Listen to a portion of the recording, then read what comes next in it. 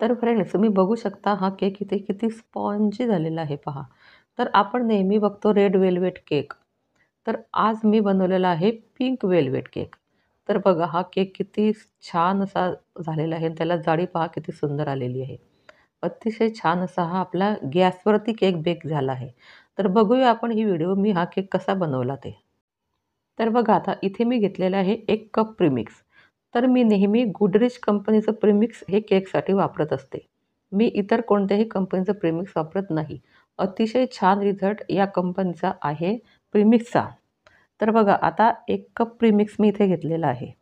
1 cup प्रीमिक्सपासून आपल्याला हा अर्धा किलोचा केक आपला बनू शकतो स्पॉन्ज केक. तर इथे घेतलेलं आहे मी 3 टेबलस्पून रिफाईंड ऑइल. तर फ्रेंड्स आपल्याला हे ऑइल वास असलेलं नको आहे. वास ज्या ऑइलला नाही ते ऑइल आपल्याला इथे घ्यायचं आहे. आणि बघा आता हे 3 टेबलस्पून ऑइल घेतल्यानंतर मी इथे वापरणार आहे 1 कप दूध. तर तुम्ही इथे बटरचाही वापर करू शकतात आणि पाण्याचाही वापर करू शकतात. पण जेव्हा आपण हे वेल्वेट केक बनवतो तेव्हा इथे दुधाचा वापर जर केला तर याची टेस्ट अतिशय छान लागते. आणि आता हे सर्व मिश्रण आपल्याला एकजीव करायचं आहे. आणि हे पूर्ण 1 कपभर दूध आपल्याला इथे लागलेलं आहे. तर फ्रेंड्स मी रेड वेल्वेट स्पॉन्ज केक याची व्हिडिओसुद्धा माझ्या चॅनलवर अपलोड केलेली आहे. तर मी त्याची लिंक तुम्हाला डिस्क्रिप्शन बॉक्समध्ये देईल. तर तुम्ही ती पण माझी व्हिडिओ बघा. अतिशय सुंदर असा रेड वेल्वेट केक आपला झालेला आहे आणि मी ते कप केक बनवलेले आहे. आणि इथे मी हा केक बनवलेला आहे.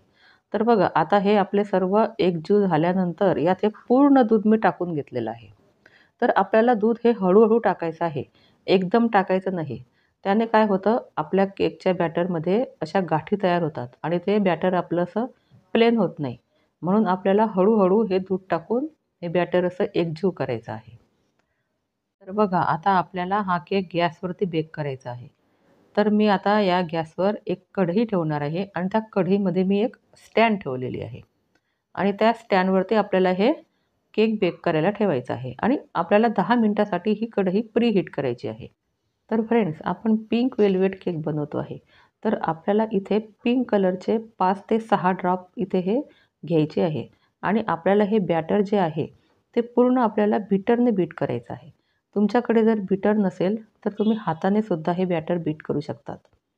तर बघा आणि हे बीटरने अतिशय फ्लफी आपलं हे बॅटर तयार होतं.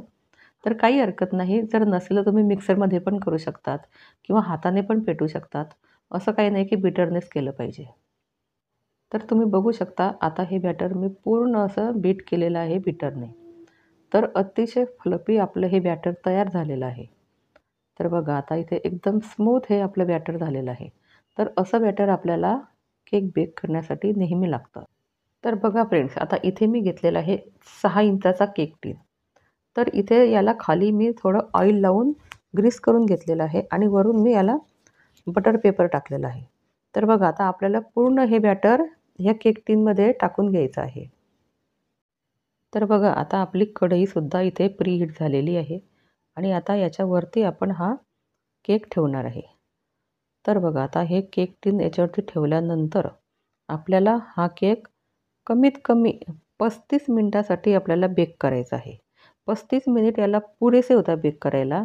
जर जास्त वेळ ठेवला तर केक आपला हा जास्त बेक होतो आणि तो जळतो. म्हणून 35 मिनिटासाठी एवढा वेळ आपला केक बेक करायला पुरेसा आहे. तर फ्रेंड्स आपला हा केक पहा किती छान बेक झालेला आहे आणि मध्ये त्याला पहा किती छान अशी क्रॅक आलेली आहे. एकदम सुंदर आपला हा केक बेक झालेला आहे. तर आता हा गार झालेला आहे. तर मी आता तुम्हाला हा बाहेर काढून दाखवते आणि याच्या स्लाईस करून दाखवते की हा केक आपला किती छान असा बेक झालेला आहे ते. तर फ्रेंड्स तुम्हाला ही माझी व्हिडिओ कशी वाटली मला कॉमेंट्समध्ये नक्की सांगा आणि चॅनलला सबस्क्राईब करायला विसरू नका. आणि बघा आता इथे मी तुम्हाला या केकच्या स्लाईस करून दाखवते. बघा किती छान आपला हा असा पिंक कलर पण आलेला आहे आणि स्लाईस पण खूप छान याच्या तयार. वॉव! एकदम मस्त आपला हा केक छान झालेला आहे आणि जाडी पहा किती सुंदर याला आलेली आहे. तर फ्रेंड्स हा केक नक्की तुम्ही ट्राय करा घरी आणि आपल्या लहान मुलांना नक्की खायला द्या. त्यांना खूप आवडेल हा केक.